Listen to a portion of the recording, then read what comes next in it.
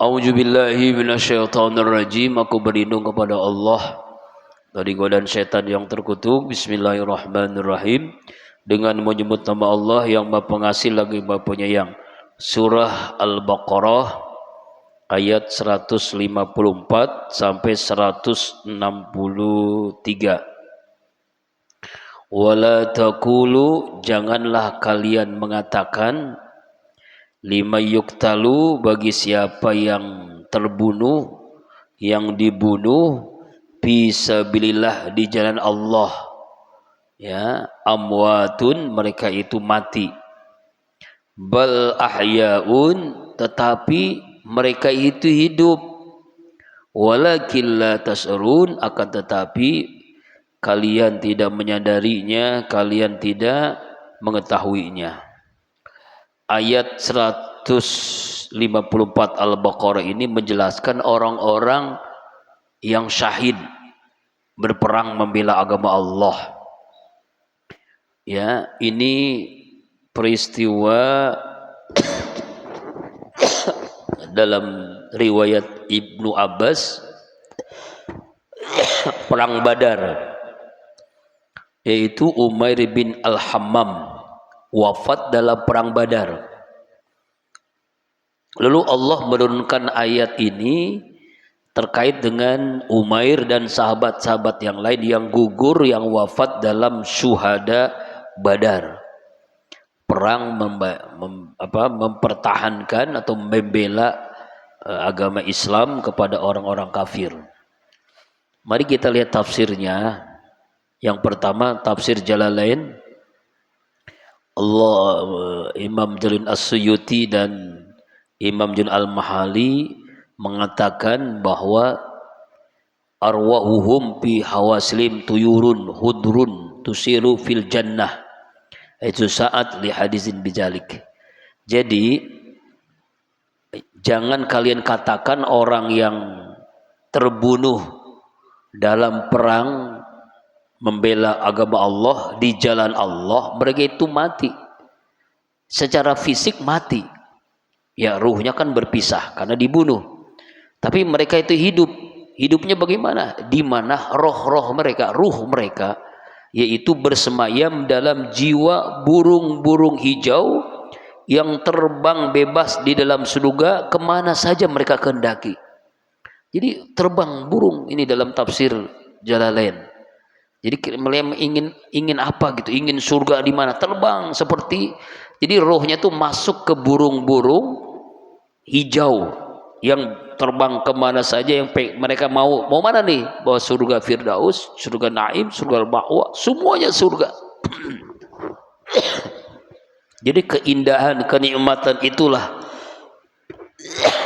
yang Allah berikan kepada orang-orang yang meninggal dalam keadaan syahid. Sampai kapan? Sampai kiamat. Misalnya ya, saudara-saudara kita yang di Palestina, saudara kita yang di Sudan, yang membela agama Allah di jalan Allah, atau pahlawan bangsa kita yang dulu membela negerinya karena Allah dengan pekikan takbir, meninggal dibom, ditembak, jasadnya memang mati tapi rohnya itu ada di surga. Jadi masuk ke dalam burung-burung yang hijau lalu mengelilingi. Mari kita lihat tafsir Ibnu Katsir. Allah Subhanahu wa taala menjelaskan orang-orang yang mati syahid itu tetap hidup di alam barzah dengan tetap memperoleh rezeki. Ya. Dalam hadis Sahih Muslim, Rasulullah bersabda, ruhnya para syuhada itu berada di sisi Allah dalam perut burung berwarna hijau yang terbang di surga kemana saja ia kehendaki, sama nih ya. Kemudian ia kembali ke pelita-pelita yang bergantung di bawah arsy-Nya Allah. Lalu Rabbmu, Allah melihat mereka kemudian bertanya, apa yang kalian inginkan? Allah bertanya kepada rohnya orang yang meninggal syahid.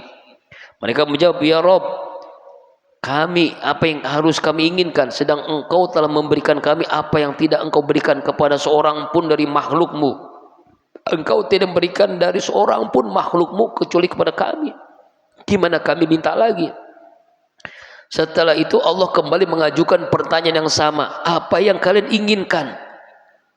Ketika mereka melihat mereka tidak bisa menghindar dari pertanyaan Allah yang kedua, roh-roh syuhada itu menjawab, kami ingin kembali lagi ke dunia, kami ingin berperang lagi di jalan Allah, sehingga kami terbunuh untuk kedua kalinya. Pengennya begitu.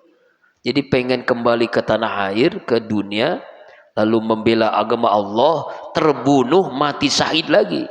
Karena ingin mendapatkan pahala yang begitu luar biasanya orang yang mati syahid.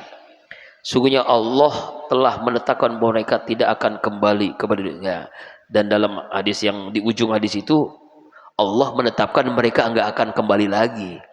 Ya, karena dipinta oleh Allah apa yang inginkan. Kemudian dalam hadis riwayat Imam Ahmad, Abdurrahman bin Ka'ab bin Malik dari ayahnya yang mengatakan Rasulullah SAW bersabda, rohnya orang mukmin itu berwujud burung yang hinggap di pohon surga, sehingga Allah mengembalikan kepada jasadnya kapan? Ketika nanti dibangkitkan setelah hari kiamat, alam semesta dihancur, kebangkitan, maka rohnya itu kembali ke jasad semula. Jadi sejajarnya sekarang udah di dunia ya. Jadi mereka itu rohnya masuk ke burung-burung. Itulah dalil hadis ya tentang penjelasan Al-Qur'an bahwa rohnya orang-orang yang syuhada, yang syahid membela agama Allah tidak mati fisiknya, rohnya itu berterbangan ke surga. Mau kemana aja, masya Allah. Ini nikmatnya luar biasa. Dan tidak merasakan apa ya? Jadi jangan kita beranggapan nih. Sekarang tahun 2026 misalnya, dia mati 2000 tahun yang lalu, nanti kiamat tahun 10.000 misalnya, dia itu menyangka baru juga tadi mati, baru tadi perang melawan orang kafir, kok sekarang udah kiamat gitu. Jadi perasaan itu Allah berikan kepada orang-orang yang mati syahid. Rasanya sebentar banget, baru tadi mati sekarang udah kiamat, padahal di akhiratnya ribuan tahun ya. Seperti ibarat kisahnya Ashabul Kahfi, 300 tahun tidur, bangun, rasa-rasanya baru juga tidur, kok sekarang udah bangun, padahal tidurnya 300 tahun. Nah begitulah, itu Allah gambarkan seperti itulah orang beriman yang meninggal. Nah kita ingin begitu tuh. Misalnya sekarang kita mati ini, nanti kita hidup kiamat, tahu-tahu udah kiamat gitu, nggak merasakan apa-apa, tahu-tahu udah kiamat. Kenapa? Karena indahnya rohnya itu berterbangan di surga, masya Allah. Itulah keindahan orang yang meninggal mati syahid ya. Iya, rohnya aja, jasadnya belum, karena jasad ada di dunia. Tadi kan dijelaskan di dalam hadis ini bahwa rohnya tuh nanti dikembalikan ketika sudah hancur alam semesta ini, kiamat baru disatukan. Sekarang rohnya ada di burung itu, burung-burung bernohi. Burung seperti apa? Wallahu alam. Kita nggak tahu ya, karena Rasulullah hanya menjelaskan begitu aja. Kita harus yakin, karena ini Al-Quran dan juga dijelaskan oleh Rasulullah. Ya itu ya. Ayat 154. Kemudian ayat 155 ini sering dibaca ya. Walanabluwannakum, dan sungguh kami menguji kalian semua, bisyai'in dengan sesuatu, minal khawfi dari ketakutan, takut lapar, takut miskin, takut susah, takut terhadap orang kafir, takut. Walju, kelaparan ya, kelaparan, takut lapar, kekurangan. Wa naqsim minal amwal, kekurangan harta, takut miskin, kekurangan harta. Wal anfus, kekurangan jiwa.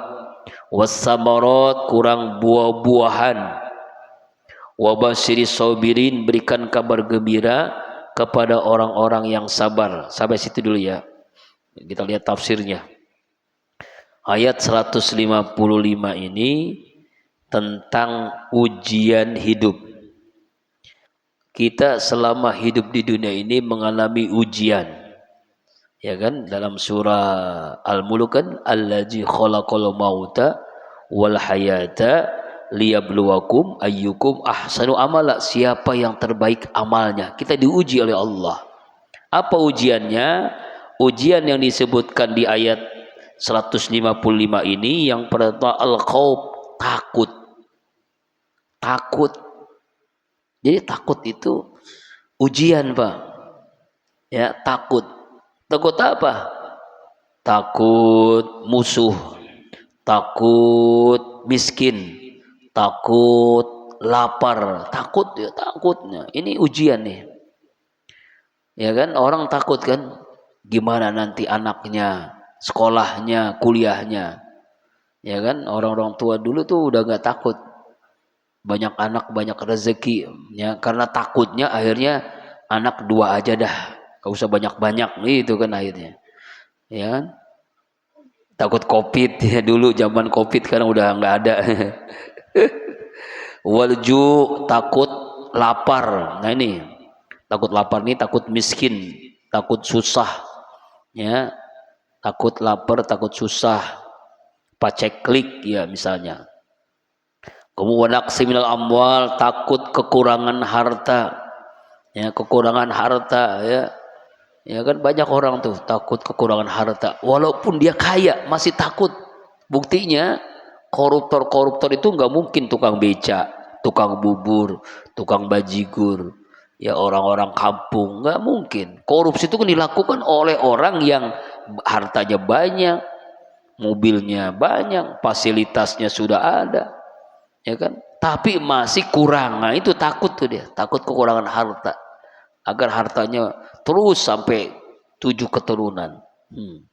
Wal anfus, takut jiwa. Apa ini maksud takut jiwa? Takut jiwa ini dijelaskan oleh dalam tafsir Jalalain bil qatli wal maut wal amrod, yaitu takut jiwa ini karena pembunuhan, kematian, penyakit. Takut mati. Orang takut mati pasti mati, orang berani mati pasti mati, karena mati itu kewajiban bagi yang hidup. Takut, ya takut al-anfus. Wassamara, takut buah-buahan. Apa maksud takut buah-buahan? Ya maksudnya dulu banyak kan petani kan, panennya gagal tuh kan, kekeringan gitu kan. Ya jadi ini adalah ujian yang Allah berikan kepada seluruh orang yang beriman, ya kepada manusia. Di ujiannya berupa takut, lapar, kekurangan harta, kekurangan jiwa, ya kekurangan buah-buahan. Nah kalau dalam tafsir Ibnu Katsir itu takut jiwa itu adalah meninggalnya keluarga, orang-orang yang dicintai. Takut kan? Wasamarat, takut buah-buahan maksudnya kebun sawah yang tidak bisa diolah itu misalnya, karena ada hama misalnya kan. Nah kemudian Allah berikan wabasyiris sabirin, kabar gembira kepada orang-orang yang sabar ketika diuji itu. Kabar gembira, ya apa kabar gembiranya? Kalau dalam tafsir Jalalain adalah kabar gembira yang dimaksud ayat ini adalah alal bala'i bil jannatihum, atas ujian yang diterima dengan surga buat mereka. Orang yang sabar diberikan kabar gembira surga. Nah, siapa orang yang sabar itu? Dijelaskan di dalam ayat 156. Alladzina idza asobathum musibah qalu inna lillahi wa inna ilaihi rajiun. Inilah kenapa kita kalau ada yang meninggal kita baca ini. Tapi sebenarnya kalau ayat ini bukan hanya orang meninggal, Pak. yaitu apabila orang-orang tertimpa musibah. Musibah apa? Musibah apapun. Cuma kalau kita itu identik kalau kalimat innalillah mati itu ya. Padahal bukan. Di sini kalimat apa? Bukan asobatum maut, bukan, tapi asobatum musibah. Musibah itu ya macam-macam tadi kan. Musibah bencana alam, musibah kecelakaan, musibah sakit, musibah kemalingan, perampokan. Musibah-musibah itu bukan hanya kematian. Ya, cuma kalau kita ngomong innalillah, misalnya teman kita sakit, innalillah, belum mati. Nah, kita begitu kan ya. Padahal innalillah itu ucapan buat orang yang tertimpa musibah, bukan hanya kematian. Qalu, mereka berkata nih, orang yang sabar itu apa ucapannya orang yang sabar? Innalillah, sungguhnya kami ini milik Allah, wa inna ilaihi rajiun, dan sungguhnya kami kepada Allah akan kembali.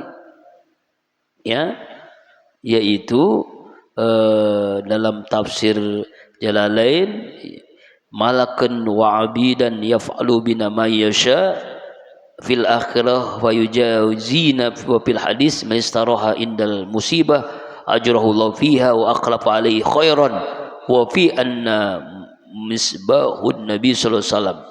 Jadi begini, ketika orang-orang tertimpa musibah itu berkata innalillahi wa inna rajiun, kami ini milik Allah, kami ini hamba Allah, ya, kembali kepada Allah sesuai dengan kehendak Allah, terserah Allah. Kami akan kembali lagi nanti ke akhirat, karena kita itu bukan tempat tinggal di dunia ini, bukan tinggal tapi tempat meninggal. Tempat tinggal kita adalah akhirat, ya kan? Suatu ketika Rasulullah SAW lampu di rumahnya mati, listrik mati lah gitu kira-kira. Lalu Rasulullah mengucapkan innalillah wa inna ilaihi rajiun. Aisyah mengatakan, bukankah ini sebuah lampu, katanya. Ini kan hanya lampu mati, kok kenapa Rasulullah mengatakan innalillah? Maka Rasulullah menjawab, setiap yang mengecewakan orang mukmin itu adalah musibah. Maka kita diperintahkan Allah untuk mengatakan innalillah. Sampai mati listrik pun Rasulullah mengatakan innalillah. Tuh, masya Allah. Ya, itu. Jadi artinya la yusibu ahadamil muslimin musibah fal yastarji' inda musibah summa yaqulu Allahumma ajurni fi musibati wahlub li khairan minha illa fi zalik bihi. Tidaklah seorang mukmin ditimpa musibah lalu ia membaca kalimat innalillah wa inna ilaihi rajiun, kemudian mengucapkan kalimat Allahumma ajirni, ya Allah berikan pahala dalam musibahku ini, ya Allah berikan ganti kepadaku yang lebih baik, ya Allah, melainkan doanya dikabulkan oleh Allah. Tuh. Dan doanya setelah inna ada doanya nih ya. Kita baru tahu nih dalam tafsir Ibnu Katsir, setelah kita tertimpa musibah, pertama innalillah, lalu yang kedua membaca Allahumma ajirni fi musibati wahlub li khairan minha. Ya Allah berikan pahala dari musibah ini dan berikan ganti yang lebih baik dari yang musibah kami alami, gitu ya. Itu dalam tafsir Ibnu Katsir, ya. Nah, jadi apabila terjadi musibah, kemudian apa yang Allah berikan? Nah, ini yang penting nih, 157. Ulaika alaihim salawatu mir rabbihim. Mereka itulah yang sabar tertimpa musibah, atas mereka pertama mendapatkan salawat dari Allah. Yang kedua mendapatkan rahmat dari Allah. Yang ketiga, ulaika humul muhtadun, mereka mendapatkan petunjuk dari Allah. Apa maksudnya? Yang dimaksud salawat itu adalah maghfirah, ampunan Allah. Yang dimaksud dengan rahmat adalah nikmat Allah. Yang dimaksud dengan muhtadun adalah mendapatkan hidayah kepada jalan yang lurus. Ini dalam tafsir Jalalain. Jadi ketika orang tertimpa musibah, lalu sabar, Allah berikan 3. Pertama sholawat, yang kedua rahmat, yang ketiga hidayah. Bayangkan tuh, saking mulianya orang yang sabar, Allah berikan sholawat. Ya, paling tidak jamaah rahimakumullah, ada 3 sholawat yang Allah berikan kepada orang yang terpilih. Yang pertama, Allah berselawat kepada Rasulullah Muhammad sallallahu alaihi wasallam. Al-Ahzab 56. A'udzubillahi minasyaitonirrajim. Innallaha wa malaikatahu yusalluna 'alan nabi. Ya ayyuhalladzina amanu shallu 'alaihi wasallimu taslima. Sungguhnya Allah dan para malaikat berselawat kepada Nabi. Yang kedua, Allah berselawat kepada orang beriman yang selalu berzikir. Al-Ahzab 41 sampai 43. Ya ayyuhalladzina amanu zkurullaha zikron katsira wasabbihu bukratan wa asila huwallazi yusalli alaikum. Hai orang yang beriman, berzikirlah kalian kepada Allah sebanyak-banyaknya zikir, bertasbihlah kepada Allah di waktu pagi dan petang. Allah akan berselawat kepada kalian. Tuh, Allah berselawat kepada orang beriman yang selalu berzikir. Yang ketiga ini, siapa? Orang ditimpa musibah lalu dia sabar, Allah berselawat. Oh, musibah ya, Allah berselawat. Masya Allah, bayangkan tuh. Makanya yang terpenting sabarnya itu, Pak. Itu kan beratakan sabarnya. Ini ngomong enak nih, Ustadz juga belum tentu, Pak. Ngomongnya enak, ngamalinnya berat, ya kan ya. Allah Akbar. Nah, dalam sebuah riwayat Ummu Salamah, aku hafalkan doa dari Rasulullah, doa ketika suaminya meninggal, namanya Abu Salamah. Lalu dia mengucapkan, innalillah wa inna ilaihi rajiun. Ya Allah, berikan pahala dalam musibah saya, berikan ganti kebaikan yang lebih baik. Kemudian saya mengintrospeksi, muhasabah, dari mana aku peroleh yang lebih baik dari Abu Salamah? Dari mana? Suami ini orang hebat, Abu Salamah itu orang hebat. Setelah masa idah berakhir, Rasulullah meminta izin kepada saya. Tuh, bayangkan tuh. Setelah baca doa ini, Abu Salamah suaminya meninggal, idahnya selesai, Rasulullah minta izin kepada dia. Jadi bukan sembarangan orang. Ganti suaminya yang wafat syahid, bukan orang lain yang menikahi Ummu Salamah. Siapa? Langsung Rasulullah. Itulah pentingnya doa setelah innalillah. Allah ganti dengan yang lebih baik dari suaminya. Siapa? Rasulullah langsung. Itu doanya Ummu Salamah. Masya Allah. Setelah itu aku mencuci tanganku, kuizinkan beliau masuk. Lalu Rasulullah menyampaikan lamaran kepadaku. Setelah beliau bicara, ya Rasulullah, kondisiku akan membuat Anda tak berminat. Aku ini seorang wanita yang sangat pencemburu. Aku takut Anda mendapatkan dari diriku, karena Allah mengajabku. Aku sendiri sudah tua, banyak anak. Maka Rasulullah mengatakan mengenai kecemburuanmu yang kau sebutkan, Allah akan melenyapkan darimu. Usia tua yang kau sebutkan, aku pun juga mengalami, akan melalui apa yang kau alami. Mengenai keluarga yang kau sebutkan, sesungguhnya keluargamu adalah keluargaku juga. Sampai Rasulullah, hebatnya itu kan. Lalu Ummu Salamah menyerahkan diri kepada Rasulullah. Kemudian Rasulullah menikahinya. Setelah itu Ummu Salamah mengatakan, Allah telah memberikan ganti kepadaku yang jauh lebih baik dari Abu Salamah. Siapa? Yaitu Rasulullah sallallahu alaihi wasallam. Apa maksudnya? Ketika itulah Ummu Salamah mengatakan bahwa Rasulullah pernah bersabda, "Ma min abdin tusibu musibah." Apabila seorang muslim tertimpa musibah, fayaqulu, lalu ia mengatakan, inna lillah wa inna ilaihi rajiun. Allahumma ajurni fi musibati wa akhlif li khairan minha illa ajrallahu fi musibati wa akhlafalu khairan minha. Ya Allah, berikan pahala dari musibah ini, berikan ganti yang lebih baik, kecuali Allah akan menggantinya dari musibah itu, memberikan pahala yang luar biasa dan berikan ganti dengan yang jauh lebih baik. Itu diamalkan oleh Ummu Salamah sehingga dia mendapatkan suami Rasulullah sallallahu alaihi wasallam. Tuh, Pak. Jadi kalau kita misalnya ya, istri anak meninggal, baca doa ini, nanti Allah ganti dengan yang lebih baik lagi. Cuma masalah kita kan masih susah ya. Ngomong mah enak, ini ngamalinnya berat, ya Allah. Ya. Kemudian dalam sebuah hadis Rasulullah bersabda, Qallallahu ya malikal maut, qabatta walada abdi, qabatta qurrata aini wa samartu fuadi. Qala na'am. Qala fama qala hamidaka wastarja.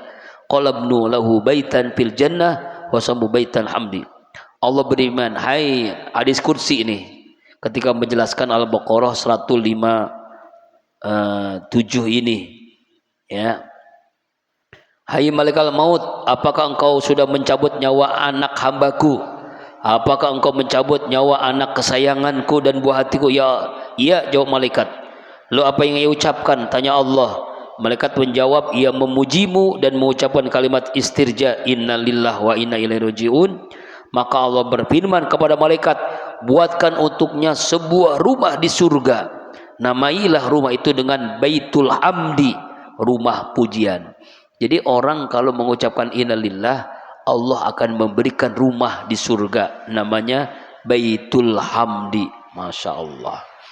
Jadi jamaah rahimakumullah, 3 yang Allah berikan kepada orang yang sabar: sholawat, rahmat, dan hidayah. Kemudian ayat selanjutnya, ini judulnya beda nih. Judulnya tentang manasik haji atau umroh. Ini dibaca ketika kita sa'i ini kan. Ya jamaah haji ini, bapak yang udah haji pasti baca ini nih. Ketika sa'i dari Bukit Sofa dan Marwah. Apa bacaannya? Inna sofa wal marwata min sha'airillah faman hajjal baita awi i'tamara fala junah alaihi ayyatafa bihima wa man taw khairan fa innallaha syakirun alim. Tuh biasanya tuh mutawwib tuh membimbing bacaan ini kan, atau ada juga dibacaan atau ditulis tuh di dekat Bukit Sofa atau Bukit Marwah, gede tuh tulisannya tuh, ya kan. Nah, jadi maksud mengingatkan itu di antara bacaan. Selain membaca di lampu kuning, lampu hijau ya, kita lari-lari kecil baca Rabbighfir warham. Nah, itu kan baca doa ini, baca ayat ini.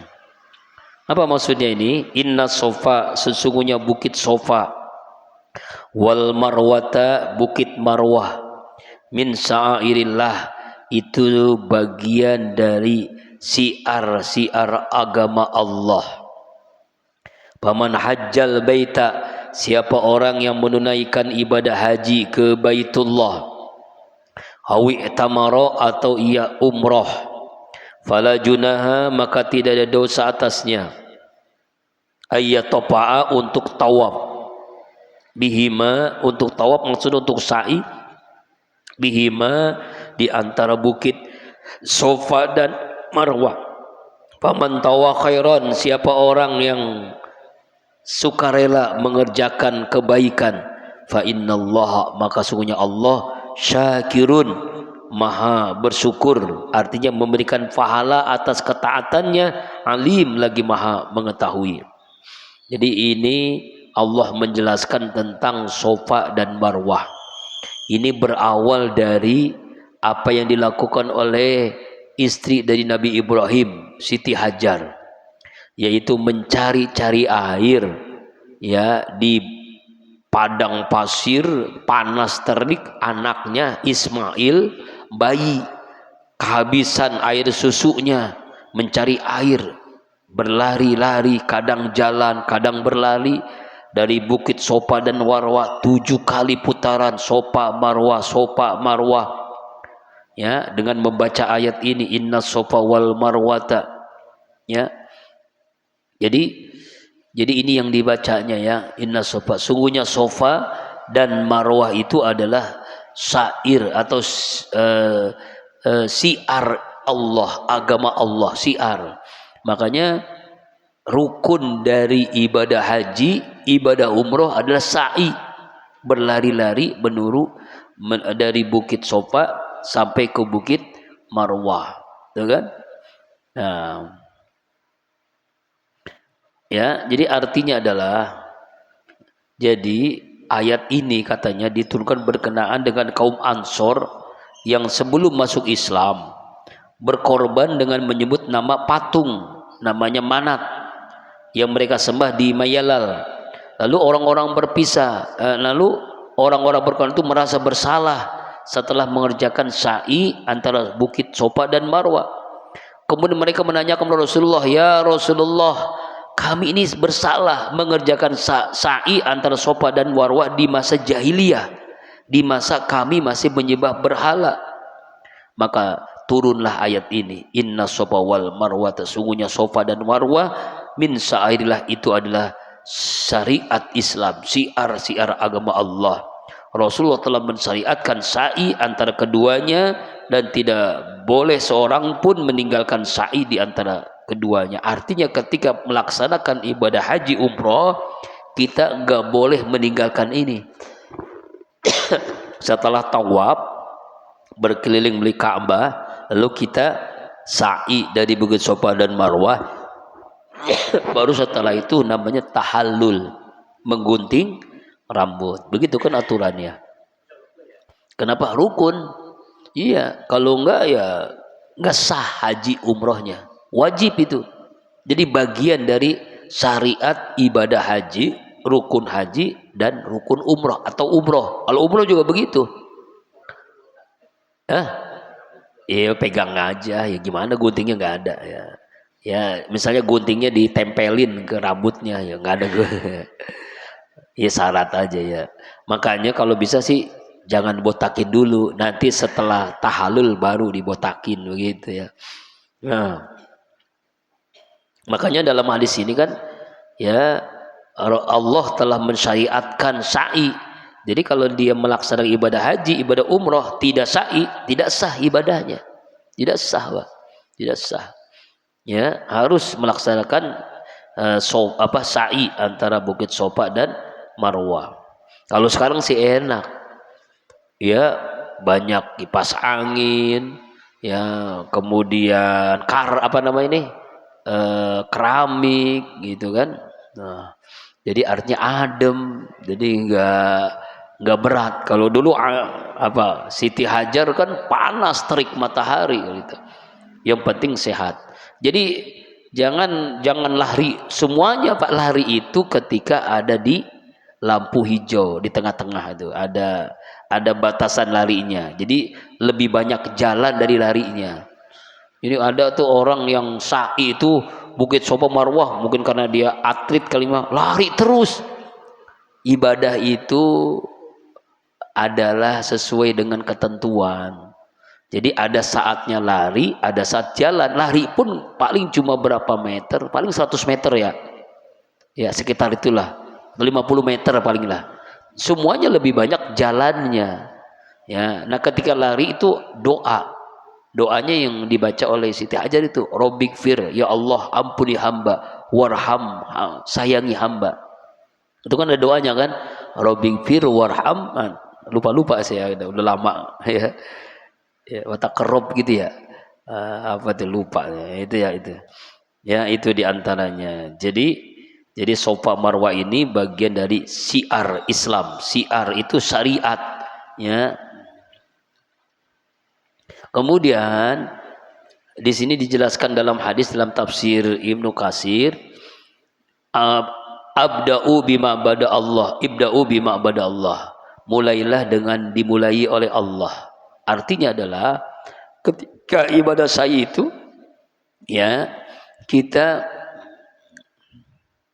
isma'u fa innallaha kata alaikum sa'ya. Kerjakanlah sa'i karena Allah telah mewajibkan kalian sa'i. Ya kan? Dan ini jadi Bukit Sofa Marwah itu adalah salah satu rukun daripada ibadah haji. Ya, ya ini. Karena kalau ada orang meninggalkan sa'i ketika ibadah haji dan umroh, maka ia harus membayar dam, harus bayar dam, harus tuh, ya kan, karena dia tidak sah hajinya, ya. Itu pentingnya, ya. Faman tawata khairan, siapa orang yang berbuat kebaikan dengan kerendahan hati, dengan kerelaan hati, ya, Allah itu maha syakiron, ya, syakiron. Artinya adalah waman tahu khairan itu siapa orang yang berbuat kebaikan, yaitu dengan mengerjakan ibadah sa'i, ya, dia tatawwa khairan, tatawu, sukarela, ikhlas, itu kan, ikhlas melaksanakannya karena ibadah. Fa inna Allah sakin alim, Allah maha mensyukuri. Apa maksudnya maha mensyukuri? Yaitu memberikan pahala yang banyak atas amal yang sedikit. Amalnya sedikit tapi pahalanya luar biasa. Orang yang sa'i itu pahalanya gede banget, Pak, tuh kan, pahalanya berlipat-lipat ganda di sisi Allah subhanahu wa ta'ala. Ini, ya. Kemudian ayat 159, suruk belum, ya, sekarang hampir jam 6. Innal ladzina yaktumuna ma anzalna minal bayyinati wal huda mim ba'di ma bayyanahu lin-nasi fil kitab. Sesungguhnya orang-orang yang mereka menyembunyikan apa yang kami turunkan dalam kitab Taurat, minal bayyinati, dari keterangan-keterangan tentang bahwa Nabi Muhammad itu nabi yang terakhir, wal huda, dan petunjuk, yaitu tentang syariat Nabi Muhammad, mimba dima, sesudah itu, bayanau, kami menjelaskan alinas kepada manusia fil kitab, dalam kitab Taurat, ulaika, mereka itu yal'anumullah, Allah melaknati mereka, murka kepada mereka, wa yal'anumul la'imun, dan Allah melaknati mereka, dan para pelaknat, arti para malaikat dan orang-orang beriman melaknati. Apa maksudnya? Ini ancaman yang sangat keras bagi orang-orang yang membunyikan isi kitab dalam Taurat, dalam Injil. Dalam Taurat dan Injil itu menjelaskan tentang Nabi Muhammad. Ini beda tema, ya. Yaitu dalam Taurat dan Injil. Orang-orang Yahudi, orang Nasrani menyembunyikan bahwa ada nabi yang terakhir setelah Nabi Isa. Ya, setelah Nabi Musa nanti ada nabi dari Arab, dari Quraisy. Tapi mereka menyembunyikan tuh, tidak menyampaikan, disembunyikan di dalam kitabnya. Padahal mereka tahu itu, ada itu. Ya, maka orang-orang seperti akan dilaknat oleh Allah. Bukan hanya Allah melaknat, para malaikat melaknatinya, orang-orang beriman pun melaknatinya. Sama juga dengan nih, mansulaan ilmin. Barang siapa orang punya ilmu, lalu dia pakata maul, lalu dia menyembunyikan. Misalnya ada ustadz ditanya oleh jamaah, dia tahu nih, tapi dia nggak memberitahu, dia sembunyikan ilmunya. Apa kata Rasulullah?